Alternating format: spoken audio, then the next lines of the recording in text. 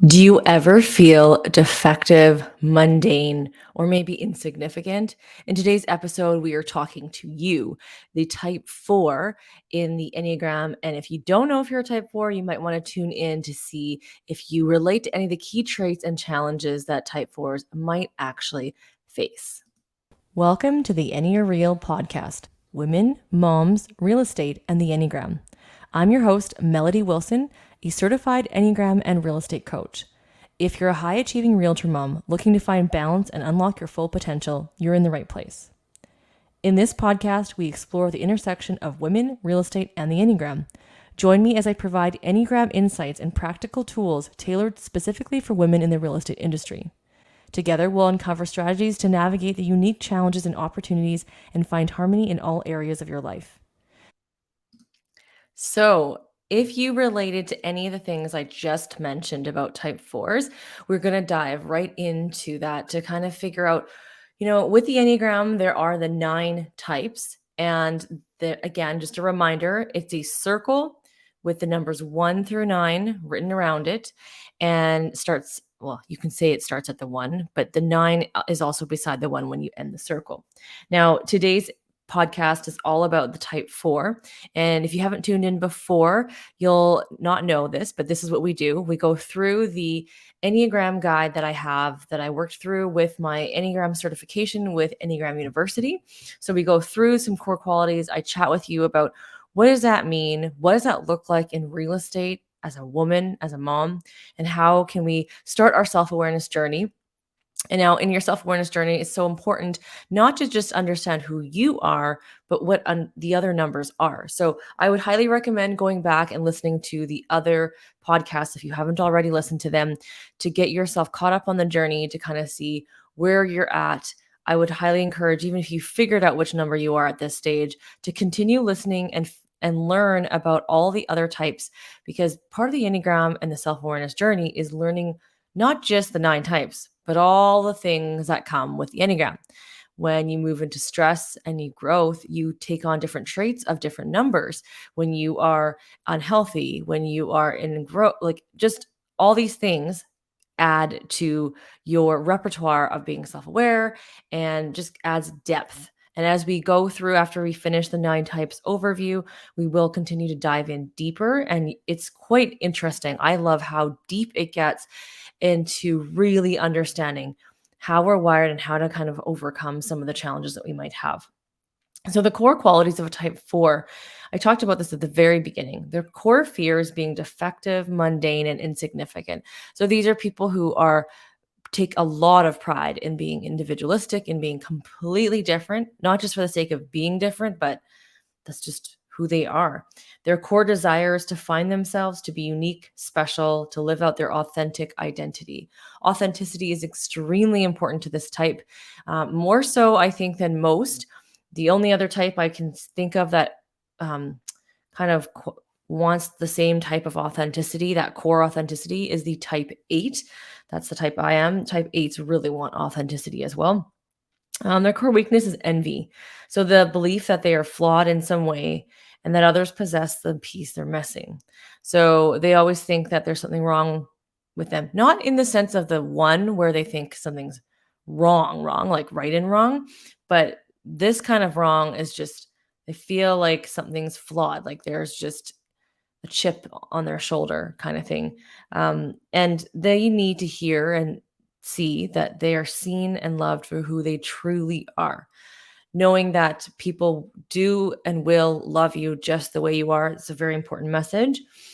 And so some of the strengths and weaknesses, right? The struggles that type 4s may have. So some of the strengths are they're introspective, intuitive, and naturally creative people with unique ideas and gifts to contribute to any group. They are deep feelers, wells of empathy, and are incredible listeners, supporters, and friends, especially to those who are suffering emotionally. They have a special ability to find meaning, depth, purpose, and beauty in life, other people, and in the world around them. So as I read those strengths, I can see how really amazing a realtor, a type 4, can be. With your strengths, you have the ability to empathize with other people, and that's such an important skill in this industry. This industry is not about pretty houses and looking at $1 million homes. This industry is all about people and relating to people and helping them and understanding them and helping them through life's challenges, because they're either buying a house because they're going through a good time or a bad time. They don't usually buy a house and have no emotion whatsoever. They may not show it, but there's definitely always emotion tied in with the real estate transaction. So because they're able to be really good listeners and supporters, clients are going to really like this about you. And they, especially if you're helping a client deal with something really tough, whether it be a separation or a death, you're able to just really tap into that ability, that natural ability to listen and empathize, because you're able to be unique. Because you're so creative, you also have a really great strength for social media. Notice I didn't just say YouTube. Social media requires some creativity to stand out. And so, if you can tap into your natural wiring of what your niche is, how you can best define yourself in a very unique way, your social media will really stand out. Now, in regards to YouTube, same thing. You attract the tribe that you are trying to reach out to. So, if you are looking for people that will basically appreciate you for your authenticity, this is a great place to be, to tap into what is the thing that you most feel you want to reach and how creative do you want to get. So there's so many creative ways you can get there with YouTube. There's some fundamental foundations once you have your niche established, and once you have some sort of idea of the target you're going for, then you can get really creative with how you deliver the message.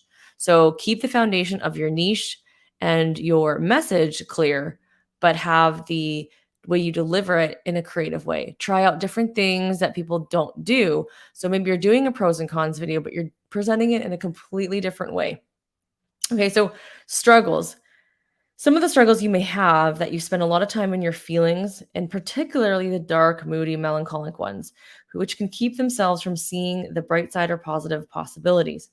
They deeply long to be understood while also feeling that no one gets them, which creates a real push-pull and exhausting dynamic in their relationships. While they are often creatively gifted, they tend to feel envious of others, comparing themselves and holding back on sharing their gifts. So this is something I really want you as a type 4 to hear. When you are comparing yourself, guess what? Everyone in this industry compares themselves. And I think that's a big key, is to stop comparing yourself. This is not a game of who's doing it the best. You need to figure out who's doing it best for your client, not who's doing it best amongst your realtor colleagues. Super important that you're able to understand, your key traits, to understand how you can utilize them. Your strength is the empathy.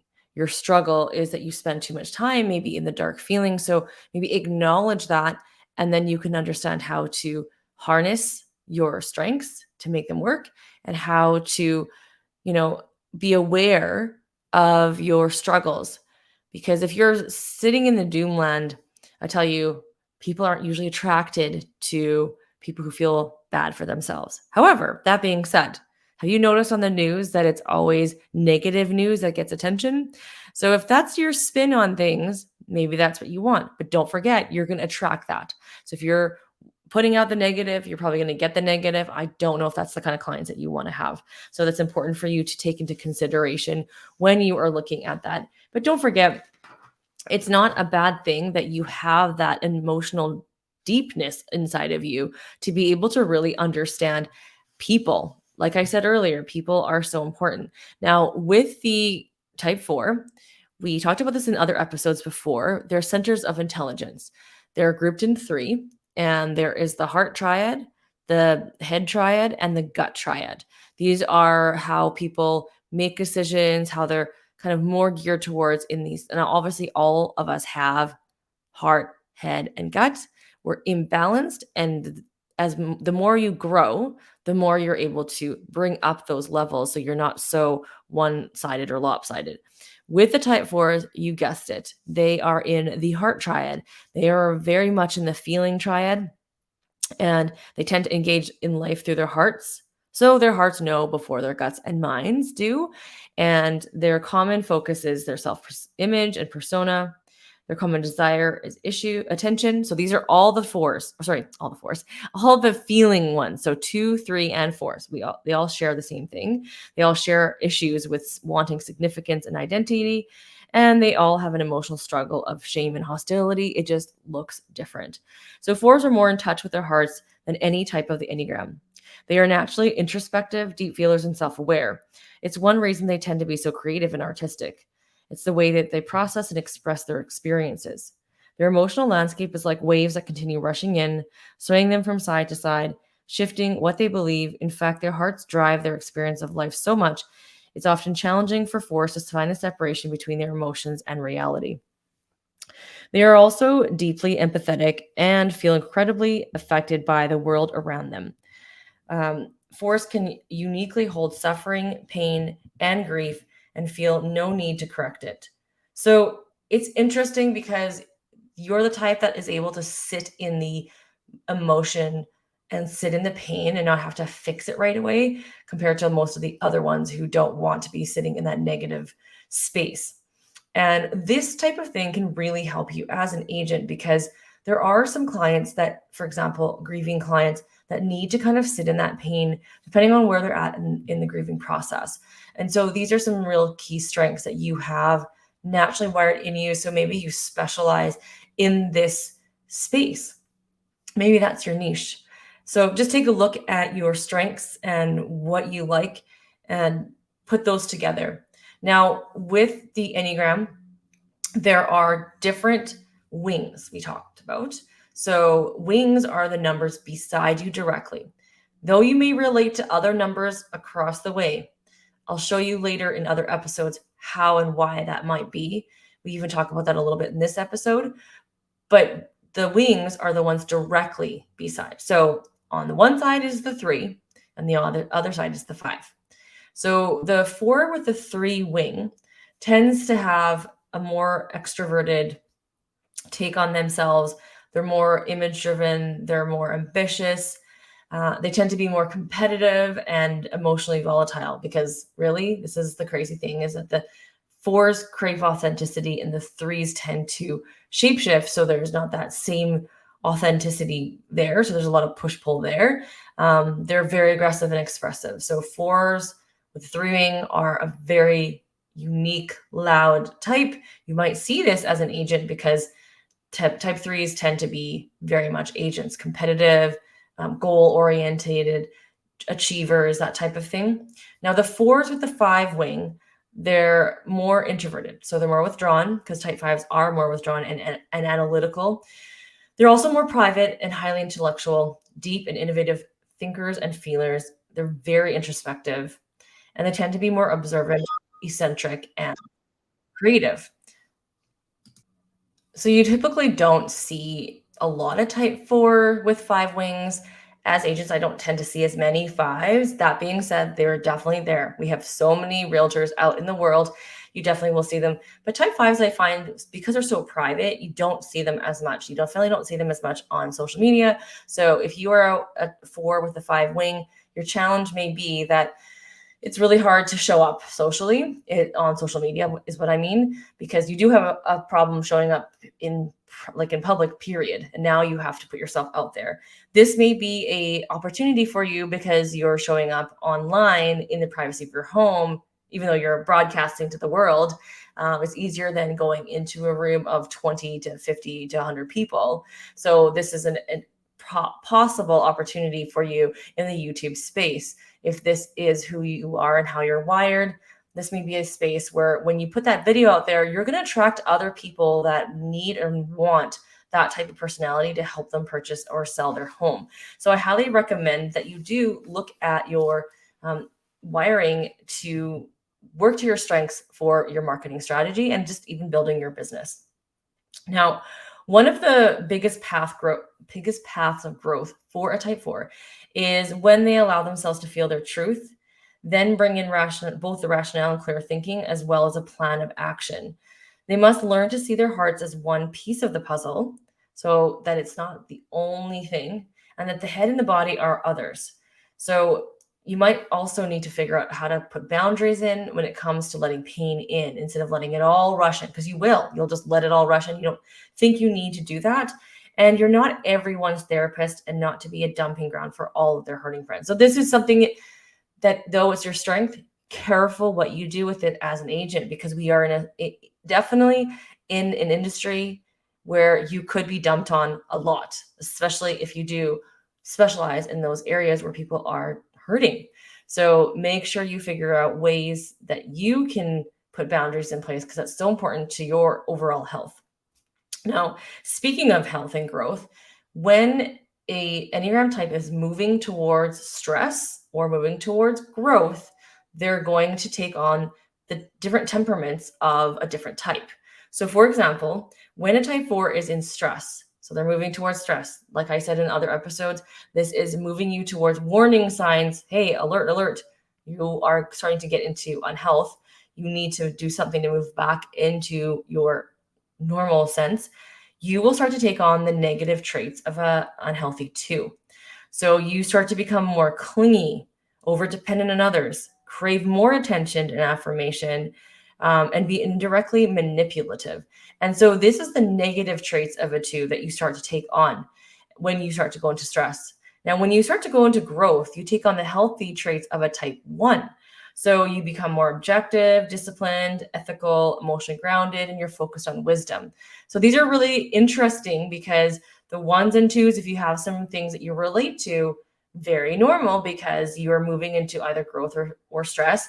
Now, the interesting thing too is if you start to move towards some other pieces of growth, we're going to talk about that as we dive deeper into each type. You are going to see a lot more relations to other types in different stages of your growth path and your self-awareness path. Now, in real estate, if you're looking at how does a type 4 look like when it comes to, strengths and struggles when it comes to real estate? Well, I mentioned this earlier. You're highly creative and aesthetically gifted. So aesthetically, even in terms of making sure the house looks really nice, in terms of making sure the staging of the home when you're selling it looks right so that you can get the most amount of money for your client. You have the natural ability to see opportunities and add originality and a unique touch to everything, which is so key when it comes to the marketing side of real estate. And like I said earlier, take those natural wirings to help you in your YouTube strategy. So if you see the opportunities to add originality to the things that matter. Now, I'll tell you this, when it comes to your thumbnails, originality isn't completely necessary, because you want to know how things are going to work, which ones are going to be clickable. Now, however, when you're original in that sense, if you can kind of take the elements of what's an important thumbnail, so under 5 words on the thumbnail, you don't want the same name on the title as the thumbnail like image.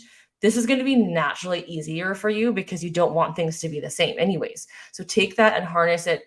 Take those as little wins, right? Because those are easy for you. The things that you might find more challenging, like getting in front of there and actually recording, you can harness that energy you've saved from the easy side and put it towards the things that you find a little bit more challenging. Some other strengths that you have are you're emotionally sensitive and can bring a unity and deep connection to the team. So if you're part of a team or to your clients, you have the ability to bring that connection amongst yourselves and amongst people around you, which is, I think, a really important key factor, like I said, when real estate's all about the people. So you also feel most fulfilled doing things that have a higher purpose. So if you understand that, what your why is for real estate, and that your why is actually something of a bigger purpose, you'll have more drive, especially when it comes to YouTube too. If you know that YouTube is going to help, add to your real estate business, and your real estate business is accomplishing this giant why that's important to you, that's making those natural wirings work for you, right? It's going to make you understand that. Now, when it comes to harnessing your emotional depth and creativity, you might realize that because of that, like, you have natural struggles as well. So you don't like the mundane, the meaningless tasks, and that in this world of YouTube is probably editing. So pro tip for you as type 4s is you might want to find a video editor that you can trust, I know you might not think they're super creative as you are, but if you find a good one that you can communicate back and forth with, that will take feedback and change things to what you like, you're going to enjoy that a lot more, because editing definitely has a lot of mundaneness to it. And you want to harness your creativity, not the editing type. I mean, some people like the editing, so then that's a way for them to harness their creativity, but it's not for most people. You also want to be seen and appreciated for the unique contributions that you bring to the table. So this is a bit of a struggle, because if you need that recognition in your team and you're not getting it, that's something you might want to work on to understand. Now, take that ability for you to understand yourself and dig a little deeper. When you are looking at a team, if you're looking at joining a team, take a look at a team that potentially will allow you to be creative and that will allow you to work independently, because one of your biggest struggles is you can't really work on a team that doesn't allow you to do independent work, because you want to be seen as unique, you want to be recognized for it. So it's important that you find a team that will allow for that. Otherwise, it's not going to go well, and you're probably going to have a little bit more of a challenging time giving back and enjoying being on a real estate team, which is the most important thing when it comes to being on a team. Is like I said earlier, you can bring that ability to unite everybody, but if you don't get recognized, you may have a real challenge with it. So another thing too, like I said earlier, how to be authentic as a type 4, because you want to be seen as authentic. You can be authentic in a team setting. You can be authentic in an individual setting. Being authentic is something I think that you have to dig a little bit deeper as to like, what is authenticity when it comes to a type 4.